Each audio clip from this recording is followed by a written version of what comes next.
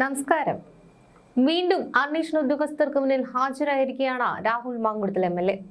അവിടെ ചോദ്യം ചെയ്യൽ മുറിയിൽ നടക്കുന്നത് വെറുമൊരു ചോദ്യം ചെയ്യലല്ല, പകരം നിയമവും ആത്മവിശ്വാസവും തമ്മിലുള്ള ഒരു വലിയ പോരാട്ടം.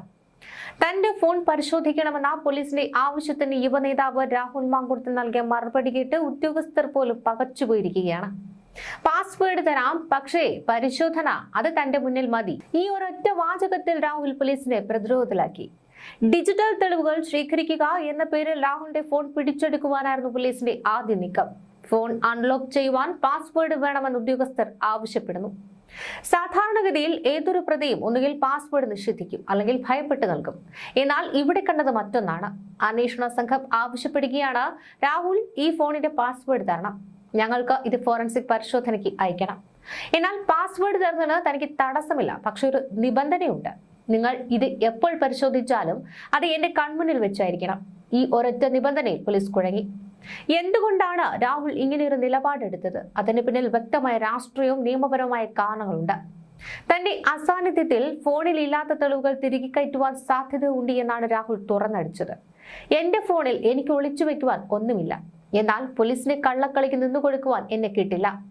രാഹുലിന്റെ ഈ വാക്കുകൾ സോഷ്യൽ മീഡിയയിൽ വൈറലായി കഴിഞ്ഞു. ഒരു വ്യക്തിയുടെ സ്വകാര്യതയിലേക്കുള്ള കടന്നുകയറ്റത്തെ നിയമപരമായി എങ്ങനെ നേരിടണമെന്ന് രാഹുൽ കാണിച്ചു തന്നു.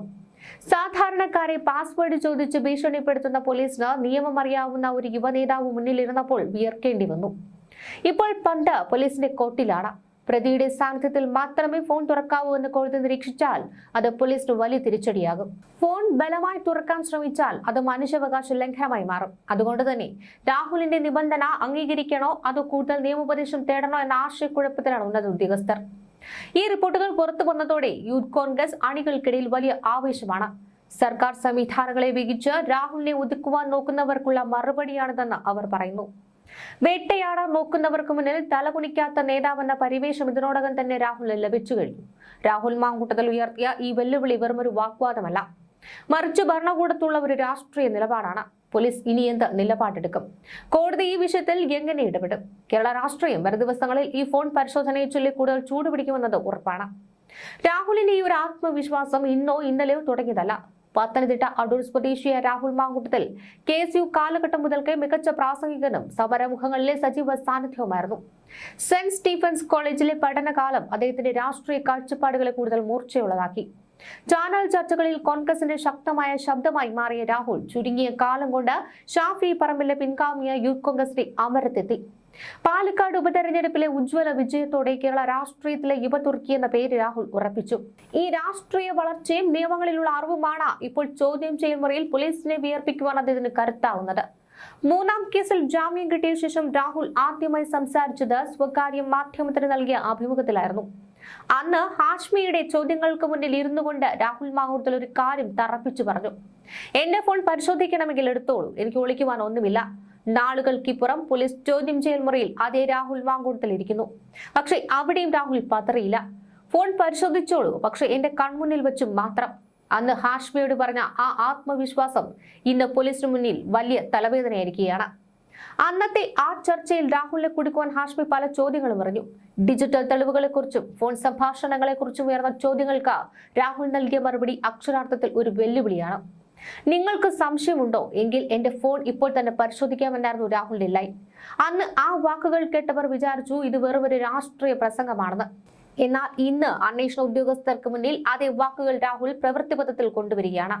തന്റെ ഫോണിലെ ഒരു രേഖയും താൻ മായ്ച്ചു കളഞ്ഞിട്ടില്ലെന്നും പരിശോധനയ്ക്ക് നൽകാൻ ഭയമില്ല എന്നുമുള്ള രാഹുലിന്റെ നിലപാട് അന്ന് ഹാഷ്മിയോട് പറഞ്ഞ അതേ ആത്മവിശ്വാസത്തിന്റെ തുടർച്ചയാണ്. ഒളിക്കാൻ ഒന്നുമില്ലാത്തവർ എന്തിനാണ് ഭയപ്പെടുന്നതെന്ന പോലീസിന്റെ ചോദ്യത്തിന് ഭയപ്പെടുന്നത് പോലീസിനെയല്ല, പോലീസിന്റെ കള്ളക്കളികളെയാണ് എന്ന വ്യക്തമായ സന്ദേശമാണ് രാഹുൽ നൽകിയത്.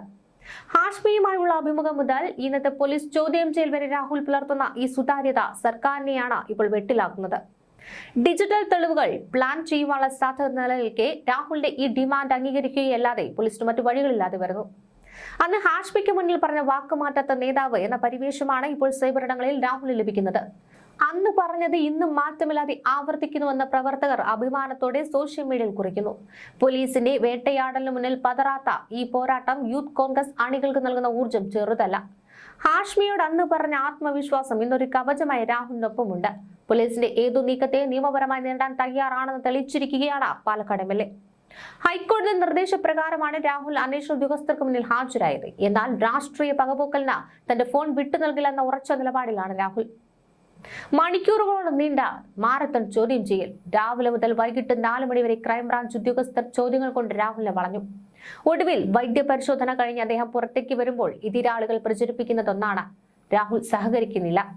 ഭരണഘടനാപരമായി ഏതൊരു വ്യക്തിക്കും തന്റെ സ്വകാര്യത സംരക്ഷിക്കുവാൻ അവകാശമുണ്ട്. ഒരു രാഷ്ട്രീയ നേതാവ് എന്ന നിലയിൽ രാഹുലിന്റെ ഫോണിൽ അനേകം രാഷ്ട്രീയ രഹസ്യങ്ങളും വ്യക്തിപരമായ വിവരങ്ങളും ഉണ്ടാകാം. അന്വേഷണത്തിന്റെ പേരിൽ അവയെല്ലാം എതിർപക്ഷത്തുള്ളവർക്ക് ചോർത്തി നൽകുവാനുള്ള നീക്കമാണ് നടക്കുന്നതെന്ന് രാഹുൽ സംശയിക്കുന്നു. ഫോണുകൾ വിറ്റുവെന്നും നഷ്ടപ്പെട്ടുവെന്നുമാണ് രാഹുൽ പറയുന്നത്. സാങ്കേതിക വിദ്യ മാറുന്നതിനനുസരിച്ച് ഫോണുകൾ മാറ്റുന്നത് സ്വാഭാവികം. എന്നാൽ ഈ സ്വാഭാവികമായ കാര്യത്തെ തെളിവ് നശിപ്പിക്കലായി ചിത്രീകരിക്കുവാനാണ് ചില കേന്ദ്രങ്ങൾ ശ്രമിക്കുന്നത്. 3ാം കേസിൽ അറസ്റ്റിലായപ്പോൾ തന്റെ പാസ്വേഡ് പോലും നൽകാതിരുന്നത് ആ ഫോണിലെ വിവരങ്ങൾ മാറ്റിമറിക്കപ്പെടുവാൻ സാധ്യതയുണ്ടെന്ന അഭിഭാഷകന്റെ കൃത്യമായ മുന്നറിയിപ്പുള്ളതുകൊണ്ടാണ്. എന്നാൽ ചില സംശയങ്ങളും സോഷ്യൽ മീഡിയയിലൂടെ രാഹുൽ അനുകൂലികൾ ഉന്നയിക്കുന്നു. ദീപ ജോസഫ് തന്റെ പോസ്റ്റിലൂടെ മുന്നറിയിപ്പ് നൽകിയതുപോലെ ദുബായ് കേന്ദ്രീകരിച്ച് രാഹുലിനെതിരെ വലിയൊരു കെണി ഒരുക്കപ്പെട്ടിട്ടുണ്ട്. ആ കെണിയിലേക്ക് രാഹുലിനെ വീഴ്ത്താൻ വേണ്ടിയാണ് ഈ ഫോൺ ആവശ്യപ്പെടുന്നത് എന്ന് കരുതേണ്ടിയിരിക്കുന്നു. ഫോണിലെ വിവരങ്ങൾ വക്രീകരിച്ച് പുതിയ പരാതികൾ ഉണ്ടാക്കാൻ ഇവർക്ക് സാധിക്കും. താൻ ഉപയോഗിച്ച ഫോണുകൾ അന്വേഷണ സംഘത്തിന് മുന്നിൽ എത്തിയാൽ അത് എങ്ങനെയൊക്കെ ദുരുപയോഗം ചെയ്യപ്പെടുമെന്ന് രാഹുൽ നന്നായി അറിയാം. രാഷ്ട്രീയ ശത്രുക്കൾ ഒരുക്കി തിരക്കഥയിൽ അഭിനയിക്കുവാൻ അദ്ദേഹം തയ്യാറല്ല. അതുകൊണ്ടാണ് ചോദ്യങ്ങൾക്ക് കൃത്യമായ മറുപടി നൽകുമ്പോൾ തന്നെ തന്റെ സ്വകാര്യ വിവരങ്ങൾ വിട്ടുകൊടുക്കുവാൻ അദ്ദേഹം തയ്യാറാകാത്തത്. രാഹുൽ ഫോൺ കൈമാറാത്തത് രാഷ്ട്രീയ ശത്രുക്കൾ വലിയ ആയുധമാക്കുന്നുണ്ട്. സത്യസന്ധനാണെങ്കിൽ എന്തിനാണ് ഫോൺ ഒളിപ്പിക്കുന്നതെന്ന ചോദ്യം പൊതുസമൂഹത്തിന് മുന്നിൽ ഉയർത്തുന്നു. ഫോൺ പോലീസിന് കൈമാറിയാൽ അതിൽ കൃത്രിമമായ തെളിവുകൾ തിരികെ കയറ്റുവാൻ സാധ്യതയുണ്ടെന്ന് രാഹുലിന്റെ വക്കീൽ കോടതിയിൽ പറഞ്ഞത് വലിയ പ്രതിരോധമാണ്. പാസ്വേഡ് നൽകിയാൽ ഫോണിലെ വിവരങ്ങൾ മാറ്റിമറിക്കപ്പെടുമെന്ന ഭയമുള്ളതിനാൽ ഒരു നിഷ്പക്ഷ നിരീക്ഷകന്റെയോ കോടതിയുടെയോ സാന്നിധ്യത്തിൽ മാത്രമേ തെളിവുകൾ പരിശോധിക്കാവൂ എന്ന് അദ്ദേഹം ആവശ്യപ്പെടാം. ഫോൺ ഇല്ലെങ്കിലും തന്റെ നിരപരാധിത്വം തെളിയിക്കുവാനായി tower location, Google map history അല്ലെങ്കിൽ മറ്റു സാക്ഷികൾ എന്നിവരെയൊക്കെ രാഹുലിന് ഹാജരാക്കാം. പീഡനം നടന്നുവെന്ന് പറയുന്ന സമയത്ത് താൻ മറ്റൊരിടത്തായിരുന്നുവെന്ന് തെളിയിക്കുന്ന അലിബി ഹാജരാക്കുന്നത് ശക്തമായ പ്രതിരോധമായിരിക്കും. കോടതി നിർദ്ദേശപ്രകാരം ഇന്നും അന്വേഷണ സംഘത്തിന് മുന്നിൽ ഹാജരായിട്ടുണ്ട് രാഹുൽ മാങ്കൂട്ടത്തിൽ.